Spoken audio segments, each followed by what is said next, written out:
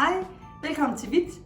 Jeg vil gerne fortælle jer om vores Sage The Bluser Pro, som er en kombination af en juicer og en blender. Det er den første på markedet. Vi tager simpelthen alle de gode fordele ved en juicer og alle de gode fordele ved en blender, kombinerer dem til en maskine.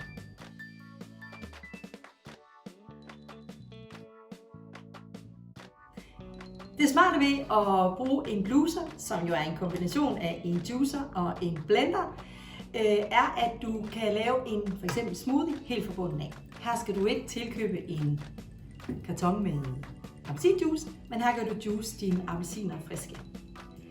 I juiceren her, der bruger du jo ingredienser som æbler, pærer, appelsiner. Det kan være, på grøntsagsdelen kan det være gulerødder, selleri, rødbeder, og det kan være kål. På blenddelen, der vil jeg så putte de ingredienser i, som ikke kan juices, og det kan være bananer, avocado. Det kan også være frosne bær for at lave en rigtig kold og lækker smoothie, og det samme med isterninger. Nu vil jeg lave en smoothie fra bunden af, hvor alle ingredienserne er lavet på bluserne. Jeg tager lige og putter de ingredienser i, som jeg vil have blendet, og det er de frosne bær, lidt til bunden her, og det er min banan.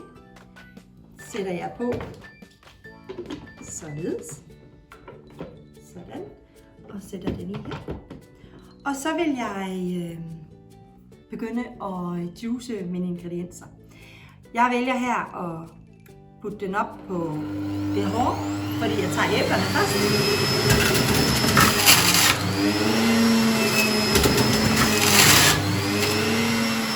Så sænker jeg farten en lille smule, og så putter jeg appelsin.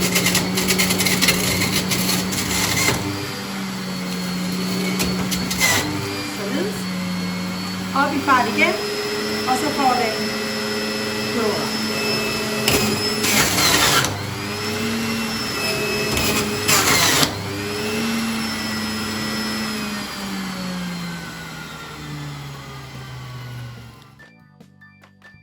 Det var jo nemt og gik hurtigt med at få juicet, og nu vil jeg lige vise, hvor nemt det også er at tage den her juiceren af og skifte til en blender.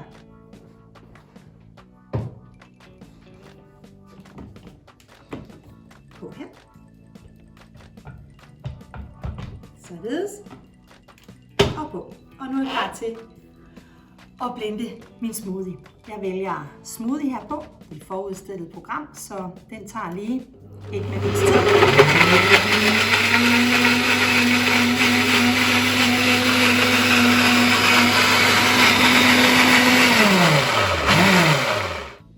Så er der gået et minut, og nu er vi færdige med at lave vores smoothie.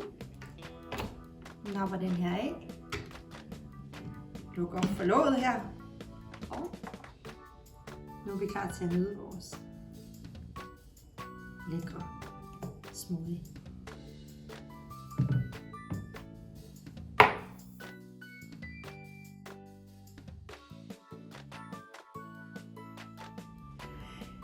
Og så vil jeg vise jer, hvordan jeg laver en grøn smoothie. Det er sådan, at knivene, der sidder her i blenderen, kan faktisk knuse is. Så jeg putter lige lidt isterninger i bunden her. Så putter jeg faktisk også lige lidt nødder i. Jeg tager lidt avocado, og jeg tager en hel avocado, eller avocado, som det jo hedder. Det kan jeg godt selv lide.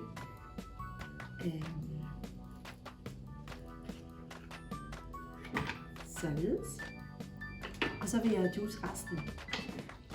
Jeg kunne faktisk også have valgt her at putte lidt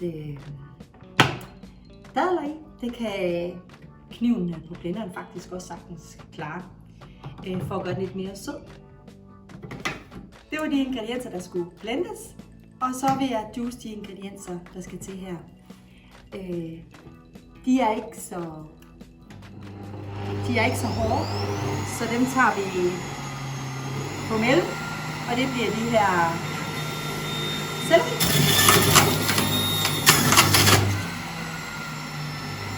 Så skal vi have lidt citron i.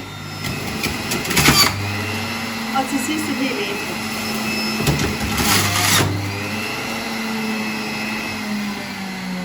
Det går stærkt. Og nu har vi alle de dele i blenderen, som vi jo gerne vil have blendet til en grøn smoothie. Så er ingredienserne i blenderen, og nu vil jeg lave en grøn smoothie, og den har en forudstillet knap til det, så den kommer her.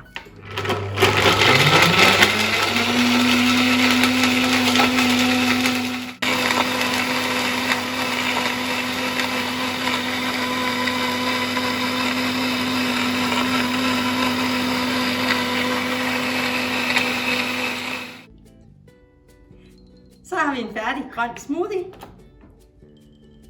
som jeg glæder mig til at skænke af og nyde.